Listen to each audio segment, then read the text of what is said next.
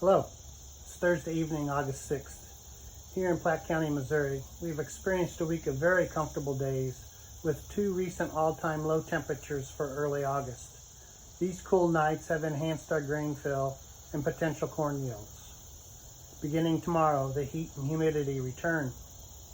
This week, we're hearing from my teammate Bradley Jackson from Jonesboro, Arkansas. Hey, good day everybody. My name is Bradley Jackson. I work on the top producer account management team here in the Mid-South. I work with producers in the Missouri Boot Hill, West Tennessee, Arkansas, and a few counties in northern Mississippi. Thank you, Dean, for letting me give the update this week. I'll try to share with you here pretty quickly about how our season has progressed. We had a lot of rainfall, as many other areas of the U.S. experienced. We were up until the 1st of June, we were on average roughly 7 to 10 inches of rain ahead of the 10-year average. So it made for a pretty challenging planting season, especially with corn. But we did get most of the intended corn planted, and it looks really good. We've not had a big disease year, so to speak. Probably picking up a little bit of southern rust right now that guys are treating some of the later planted fields. But really, besides that, the DeKalb hybrids are holding up, look really well.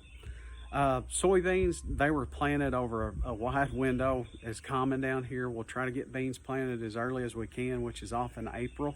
And we did get a few, but we kind of planted all through May, even all through June as the weather and the windows allowed. They look really good. We're not picking up on much soybean disease. We're starting to probably see a few, a pretty big moth flight with worms that some of the consultants are starting to talk about. So as it unfolds the next week or two, we may have to treat for a few worms in soybeans, but that's not that uncommon. Cotton crop seems to be the bright spot. We have a lot of cotton acres down here, and the cotton crop looks phenomenal. I think it probably overall for the yield potential looks as good as, or a little bit better than the other two crops, corn and soy that I mentioned. But the cotton crop looks really good.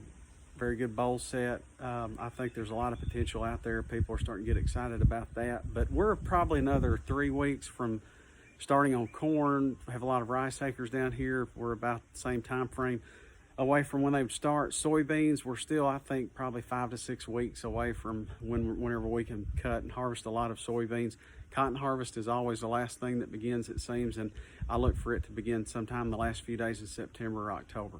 Hey, thanks for the update. I wish everyone well. Thank you for your business. You're all valued customers, and wish you the best for safe and successful harvest. Thanks, Bradley. We will be anxious to hear more as corn harvest gets rolling in the next month. During the last week in the Central Plains, we continue to have significant rain and storm events.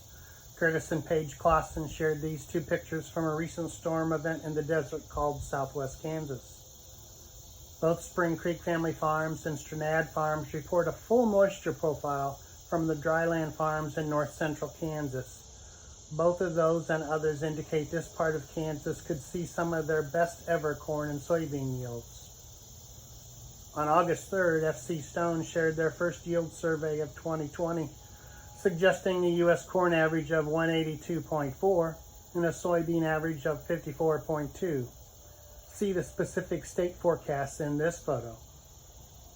Farmers in west central Iowa might argue with this recent survey, as they have a deepening drought, and field pictures such as this are beginning to surface from that area of Iowa. For all of you flatland farmers, a couple of weeks ago I shared a photo from the eastern Washington Palouse area and talked about a hillside combine. And of course, this week a wheat harvest photo from the Palouse showed up in my feed. Finally, NFL training camps recently opened, and I, for one, certainly hope we can gain some sort of normalcy around watching football again, especially my Chiefs. Until we connect again, thanks for watching and stay safe.